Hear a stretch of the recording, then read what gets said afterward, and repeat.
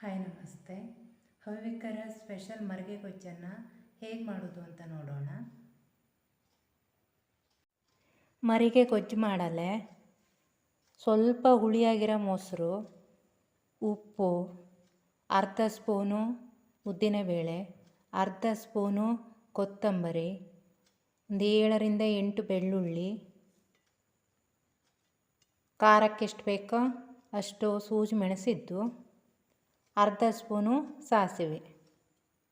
ಮೊದಲು ಉದ್ದಿನಬೇಳೆ, ಕೊತ್ತಂಬರಿ, ಸೂಜಿ ಮೆಣಸನ್ನು ಹುರ್ಕೊಳ್ಳವು. 1 ಸ್ಪೂನು ಎಣ್ಣೆ ಹಾಕ್ಕೊಂಡಿದ್ದೆ. ಅದಕ್ಕೆ ಉದ್ದಿನಬೇಳೆ, ಕೊತ್ತಂಬರಿ, ಸೂಜಿ ಮೆಣಸು ಚಲೋ ಹುರ್ಕೊಳ್ಳವು.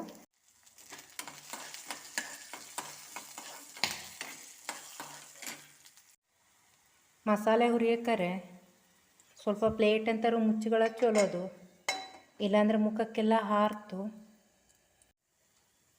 ಸ್ಟವ್ ಆಫ್ ಮಾಡಿ ಅರ್ಧ ಸ್ಪೂನು ಸಾಸಿವೆ, ಬೆಳ್ಳುಳ್ಳಿ ಸ್ವಲ್ಪ ಹುರ್ಕೊಂಡ್ರೆ ಸಾಕು. ರುಚಿಗೆ ಎಷ್ಟು ಬೇಕಷ್ಟು ಉಪ್ಪು ಹಾಕ್ಯತ್ತೆ.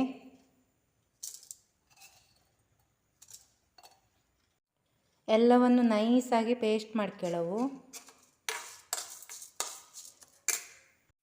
ನಾನಿಲ್ಲಿ ಕಲ್ಲಲ್ಲಿ ಪೇಸ್ಟ್ ಮಾಡ್ಕೊತಾ ಇದ್ದೆ, ಮಿಕ್ಸರಲ್ಲಾದರೂ ಪೇಸ್ಟ್ ಮಾಡ್ಕೊಳ್ಳಕ್ಕು.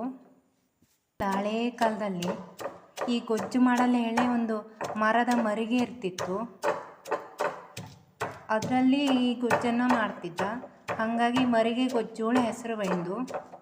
ನನ್ನ ಅಜ್ಜನ ಮನೇಲಿ ಇನ್ನೂ ಇತ್ತದು ಮರಿಗೆ.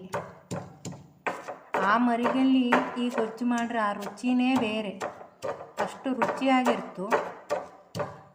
ಸ್ವಲ್ಪ ಮೊಸರು ಹುಳಿಯಾಗಿರೋವು, ಖಾರವು ಹಾಗೆ ಇರೋವು.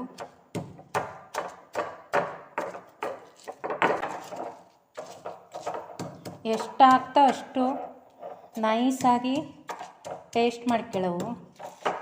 ಕೊತ್ತಂಬರಿ ಎಲ್ಲ ಬಾಯಿಗೆ ಸಿಕ್ಕರಷ್ಟು ರುಚಿ ಆಗ್ತಿಲ್ಲ, ತಿನ್ನಲು ಇಷ್ಟ ಆಗ್ತಿಲ್ಲ. ಈ ಮಸಾಲೆ ಪರಿಮಳ ಸೂಪರಾಗಿದ್ದು ಮೊಸರಿಗೆ ಸೇರಿಸ್ಕತ್ತಿ ಮಸಾಲೆನ.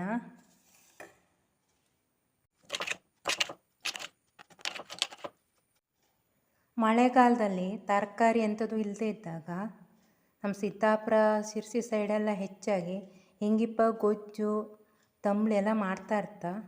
ಊಟಕ್ಕೂ ಚಲೋ ಆಗಿರ್ತು, ರುಚಿನೂ ಇದ್ದು. ಈಗ ಮರಿಗೆ ಗೊಜ್ಜು ಊಟಕ್ಕೆ ರೆಡಿ ಆಯಿತು. ಉಪ್ಪು, ಹುಳಿ, ಖಾರ ಎಲ್ಲವೂ ಸರಿ ಇತ್ತು. ಅನ್ನ ಮೆತ್ತಗಿರವು. ಆ ಬಿಸಿ ಬಿಸಿ ಅನ್ನಕ್ಕೆ ಈ ಗೊಜ್ಜನ್ನು ಹಾಕ್ಕೊಂಡು ಊಟ ಮಾಡಲೆ ಚಲೋ ಆಗ್ತು. ಈ ಮರಿಗೆ ಗೊಜ್ಜು ಇಷ್ಟ ಆದರೆ ಒಂದು ಸಲ ಮನೇಲಿ ಮಾಡಿ ನೋಡಿ, ಹೆಂಗಾಗ್ತು ಹೇಳಿ ಕಾಮೆಂಟಲ್ಲಿ ತಿಳಿಸಿ.